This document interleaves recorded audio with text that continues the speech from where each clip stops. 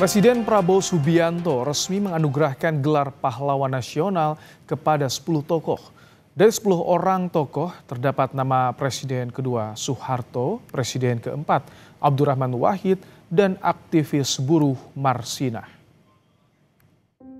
Indonesia kini punya pahlawan baru. Negara menganugerahkan gelar pahlawan untuk 10 tokoh yang dinilai berjasa bagi bangsa.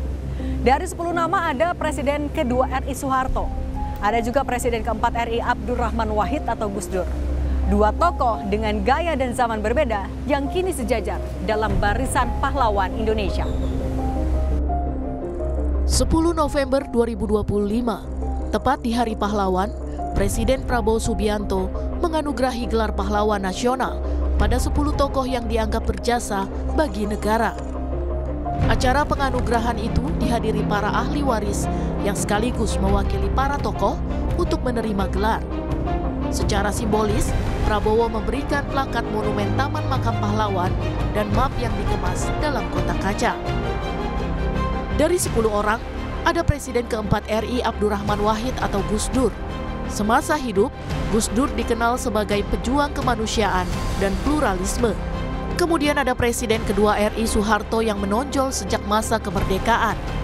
Lalu ada aktivis buruh Marsina, penggagas konsep negara kepulauan Mokhtar Kusumaatmadja, dan Hajah Rahmah El Yunusia yang memperjuangkan pendidikan perempuan Islam di Indonesia.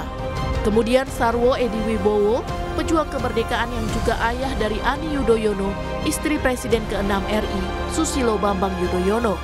Sultan Muhammad Salahuddin yang memperjuangkan pendidikan dan diplomasi, Syaikona Muhammad Holil,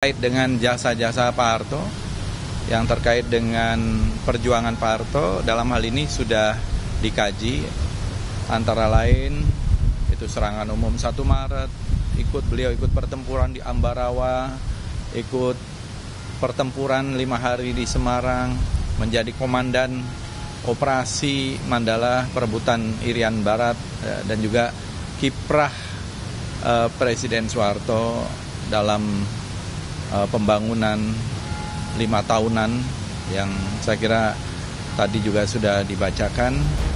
Pihak keluarga Presiden kedua RI Soeharto yang diwakili putri-putri almarhum Soeharto berterima kasih pada Presiden Prabowo atas gelar pahlawan kepada Soeharto dan tidak mempermasalahkan dengan pro kontra yang terjadi. Ada yang pro dan kontra, itu wajar-wajar saja.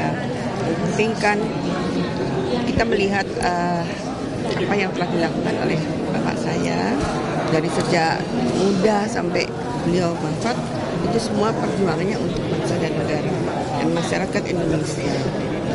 Jadi boleh-boleh saja kontra, tapi juga jangan ekstrim gitu. Yang penting kita jaga persatuan dan kesatuan Republik Indonesia. Presiden Prabowo Subianto juga menganugerahkan gelar pahlawan nasional kepada aktivis buruh Marsina. Kakak Marsina, Marsini, berterima kasih kepada Prabowo atas penganugerahan gelar tersebut. Keluarga berharap perjuangan Marsina menjadi inspirasi bagi para pekerja di seluruh Indonesia. Dari 10 nama, terdapat sosok perempuan aktivis buruh, Marsina. Untuk pertama kalinya dalam sejarah, gelar pahlawan nasional disematkan kepada buruh, bukan elit, bukan pemimpin buruh. Sebuah perjalanan panjang yang menggambarkan betapa sulitnya kaum marginal menembus tebalnya dinding kekuasaan.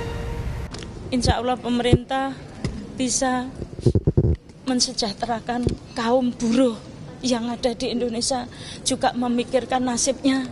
Jangan ada PHK. Terutama yang outsourcing, siapa tahu dengan Pak Prabowo dibuat seperti zaman dulu, tidak ada outsourcing, sehingga untuk kehidupan berumah tangga itu bisa berjalan lancar. Kalau outsourcing 3 bulan selesai, 3 bulan selesai, otomatis kalau sudah berumah tangga itu bisa menjadi pertengkaran di dalam rumah tangga sehingga banyak perceraian. Komnas Perempuan mengapresiasi penetapan Marsina sebagai pahlawan nasional. Hal ini membuktikan negara mengakui pelanggaran HAM.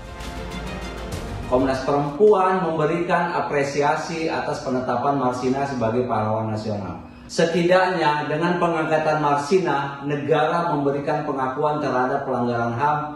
Jadi kenapa Komnas Perempuan sepakat Marsina jadi pahlawan nasional? Karena itu artinya sudah ada pengakuan negara. Penetapan 10 nama pahlawan sesuai dengan keputusan Presiden Republik Indonesia nomor 116 tahun 2025.